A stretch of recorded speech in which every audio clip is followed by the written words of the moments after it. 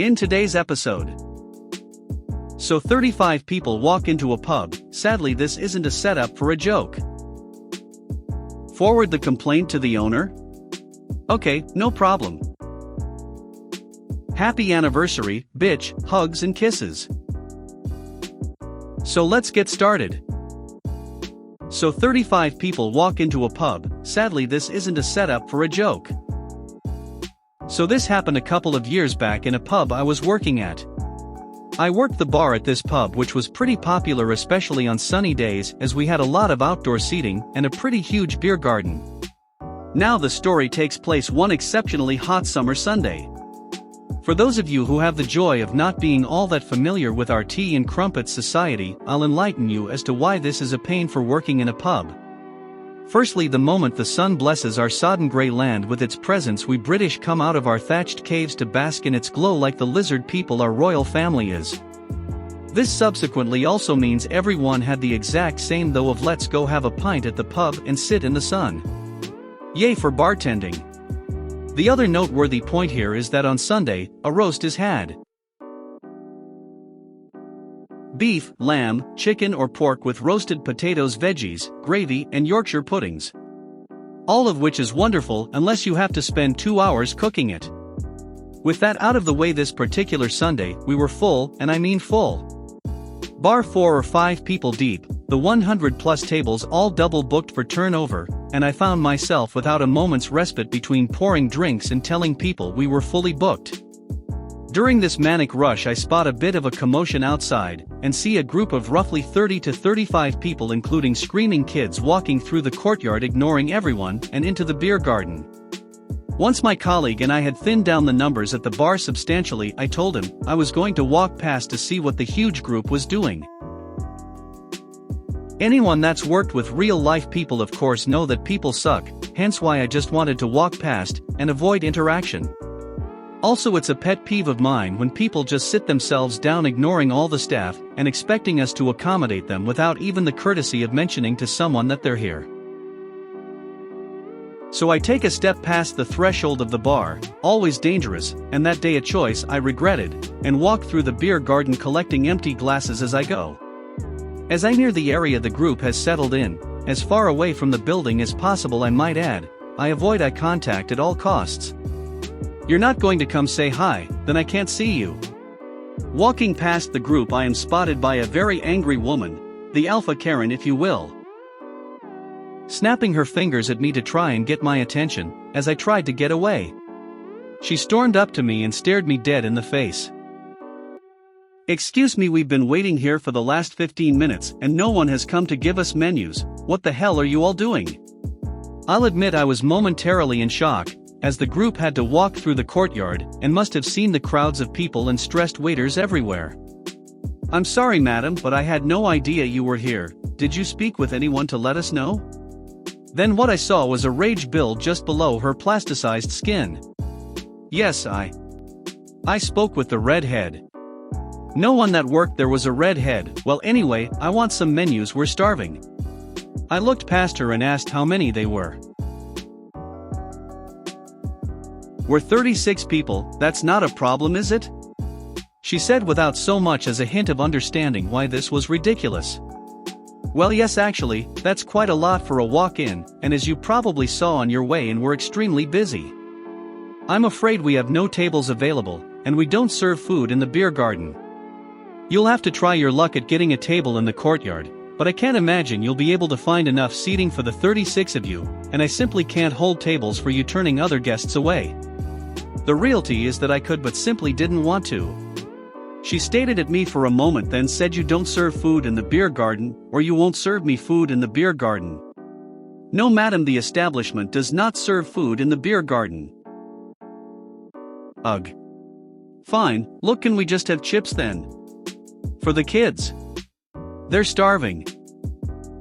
I thought about it for a moment, deciding if I was really willing to put up with this, or if I should just say no and send them on their way. Against my better judgment I said okay, but they would have to sit in the courtyard once the tables were available, and asked roughly how many portions of chips they would be wanting. She replied 6 and I said that's probably fine, but she'll have to go inside to order. This did not sit well with her, and she started to get very cross. On my way back I swung by the kitchen to let them know what's up and to expect 6 chip orders, but not to rush them because the woman was in enormous pain. I get back to the bar and it's busy again, 3 to 4 people deep, so I immediately jump in and start pouring pints. A few minutes later I hear, "Oh, for God's sake, this is ridiculous," and immediately know who it is. This tiny angry woman pushes her way through the crowd and snaps her fingers at me to get my attention. I want to order my chips. And hurry it up, the kids are hungry." "Okay, I'll put them on now, 6 portions, correct?" "No, 17. Sufficient to say I was bewildered. "Madam, that's not what we discussed. I'll have to see if the kitchen can even do that, we're very busy." "We'll go on then, run along to the kitchen," she barked. As I was about to, I hear, "Actually, can you make it 35? "Madam, I'll be honest with you, there's no way you'll get them all at once, it's simply too many for the fryer. It'll have to be in batches, and it's going to take a while as there are more pressing orders ahead of you. You will also need to pay up front." "I don't care, bring them one by one if you have to, as soon as one is ready bring it out." Bingo! I went and spoke to the chef explaining what was going on. "Rude woman, many chips, one by one." He laughed and we decided to do exactly as she asked. Bring on the MC. So despite being very busy, as soon as 1 portion of chips was ready I took it out. 1 portion, only 1. She was not pleased. "What the hell is this? I said 35 portions, not 1. As I explained to you inside, madam, 35 portions is simply far too many for our fryers to handle, and there is a substantial number of other orders ahead of you." I had to try very hard to hide my *T eating grin at this point. But what the hell do you expect me to do with this? Perhaps you could have 1 chip each per portion? And I swiftly turned and walked away. Following this, every 10 to 15 minutes I would take out 1 more, and only 1 more portion of chips to the group. By about portion 12 they had been there several hours and were fed up. They tried to complain to the manager, but she was so rude and disrespectful to myself, my manager and other staff members that he dismissed her, stating that I had explained clearly to her that we were very busy, and she herself, and told me to bring them out 1 portion at a time if need be. They left very angry, and we had 23 portions of chips paid for that staff got to enjoy later on. Forward the complaint to the owner? Okay, no problem. My wife used to be an apartment manager for 190-unit complex.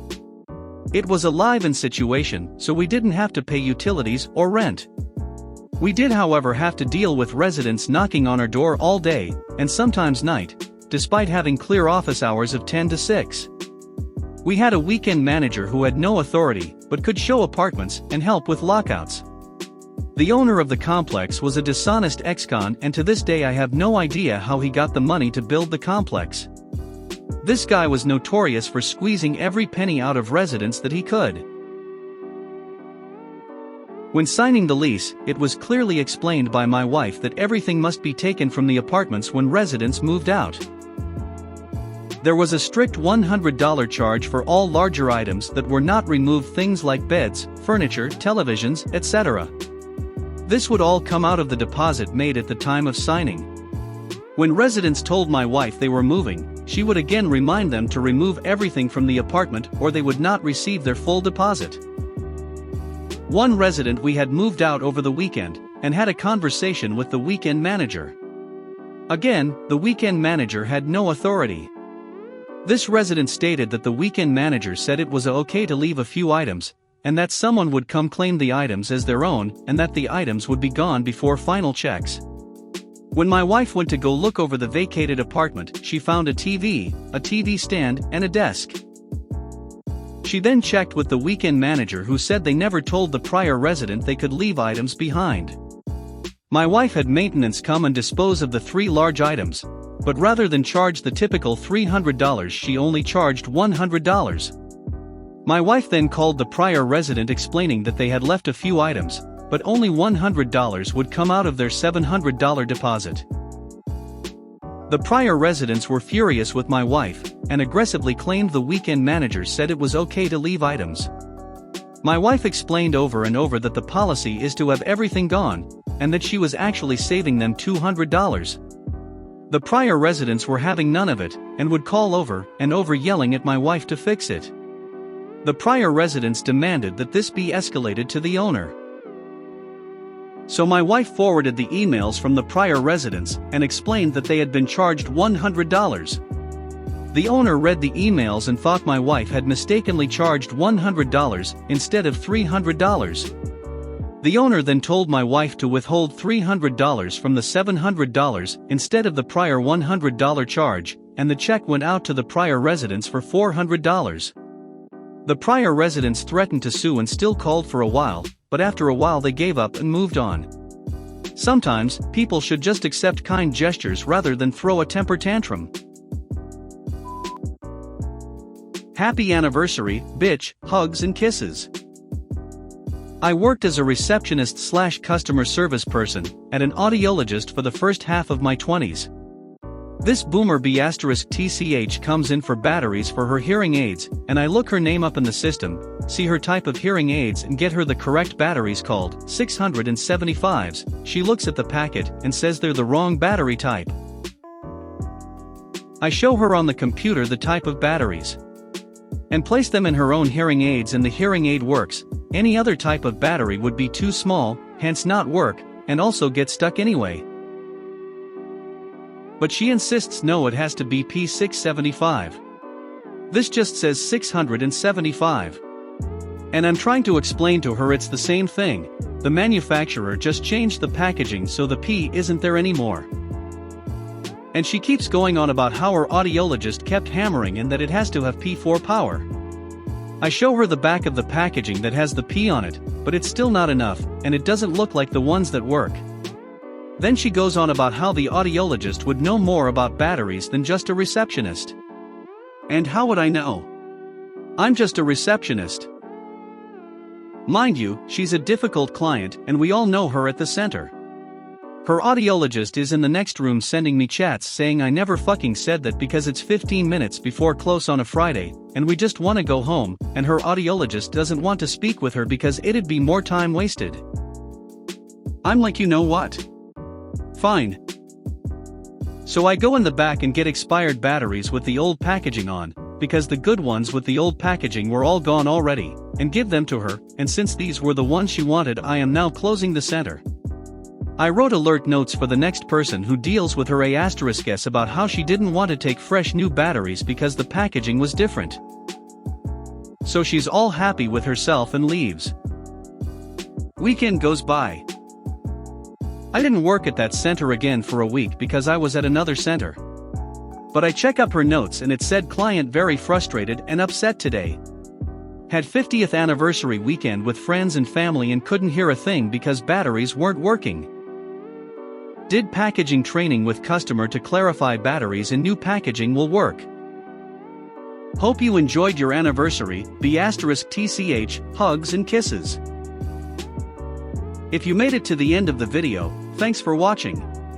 Don't forget to like, subscribe and share, and we will see you in the next video.